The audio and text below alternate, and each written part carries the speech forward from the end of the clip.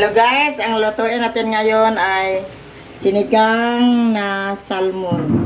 Kumulo na yung tubig guys, ilagay ko na to.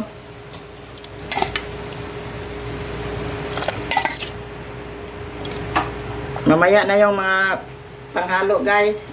Guys, ihalo na natin yung sinigang mix. Isunod natin ang gulay. Sitaw. Sarap to guys.